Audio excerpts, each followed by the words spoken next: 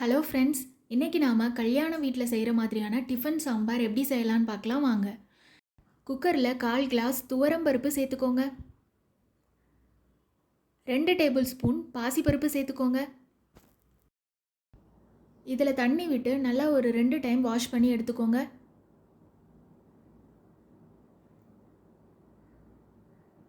இப்போ இதில் 1/4 டீஸ்பூன் மஞ்சள் தூள் சேர்த்துக்கோங்க. 2 தக்காளியை கட் பண்ணி வச்சுருக்கேன், அதையும் இதில் சேர்த்துக்கலாம். இதுக்கு தேவையான தண்ணி ஊற்றிக்கோங்க. குக்கரில் 3 விசிலுக்கு வச்சு இதை குக் பண்ணி எடுத்துக்கலாம். அவ்வளோதான், பருப்பு ரெடி ஆகிடுச்சு. இப்போ நாம் இந்த சாம்பாருக்கு தேவையான பவுடர் ரெடி பண்ணிடலாம். இதுக்கு கடாயை சூடு பண்ணிவிட்டு இதில் 4 வரமிளகாய் சேர்த்துக்கோங்க. 1 டீஸ்பூன் முழு மல்லி சேர்த்துக்கோங்க. 1/4 டீஸ்பூன் மிளகு சேர்த்துக்கோங்க. 1/2 டீஸ்பூன் ஜீரகம், 1/2 டீஸ்பூன் கடலைப்பருப்பு, 1/2 டீஸ்பூன் துவரம்பருப்பு, 1 பல்லு பூண்டு, 2 முந்திரி, 1 கொத்து கருவேப்பிள்ளை. இது எல்லாத்தையுமே சேர்த்து லோ ஃப்ளேமில் ரோஸ்ட் பண்ணி எடுத்துக்கலாம். 2 நிமிஷத்துக்கு அப்புறம் இதோட கலர்லாம் மாறி எல்லாமே நல்லா ரெடி ஆகிடுச்சு. இதை நாம் இப்போது மிக்ஸி ஜாரில் மாற்றிக்கலாம். இதில் நான் 1 டேபிள் ஸ்பூன் துருவின தேங்காய் சேர்த்துக்கிறேன். இதில் கொஞ்சமாக தண்ணி விட்டு நல்லா ஃபைன் பேஸ்ட்டாக அரைச்சி எடுத்துக்கோங்க. இப்போது அதே கடாயில் நம்ம ரெடி பண்ணி வச்சுருக்க பருப்பை போட்டுக்கலாம். பருப்பு நல்லா கொதித்ததும் அதில் நமக்கு தேவையான காய்கறிகள் எல்லாத்தையும் சேர்த்துக்கலாம். நான் இன்றைக்கி இதில் கத்திரிக்காய், முருங்கைக்காய், கேரட், பீன்ஸ் எல்லாமே சேர்த்துக்கிறேன். இது நல்லா ஒரு 2 நிமிஷம் கொதிக்கட்டும்.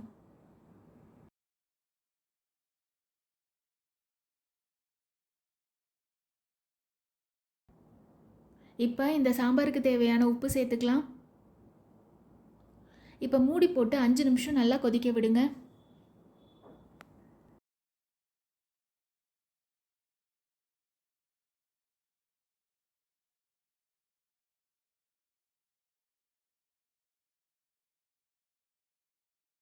இப்போ காய்கறி எல்லாமே ஒரு 50% நல்லாவே வெந்துட்டு இந்த ஸ்டேஜில் நம்ம அரைச்சி வச்சுருக்க மசாலா பேஸ்ட்டை சேர்த்துக்கலாம்.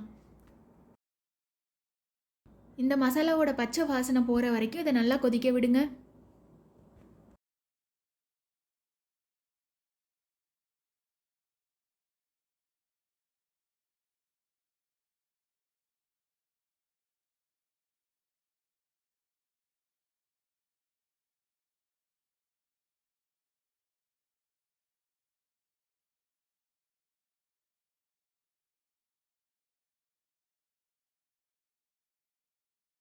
காய்கறிகள் எல்லாமே நல்லாவே குக் ஆகிடுச்சு.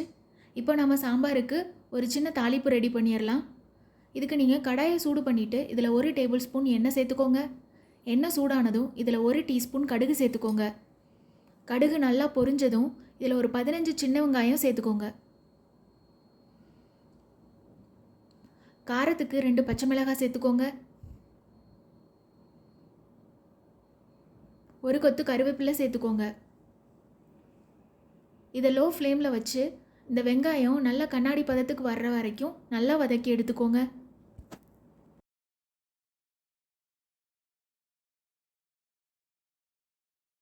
அவ்வளோதான், தாளிப்பு ரெடி ஆயிடுச்சு. அதை இப்போது நம்ம சாம்பாரில் சேர்த்துக்கலாம்.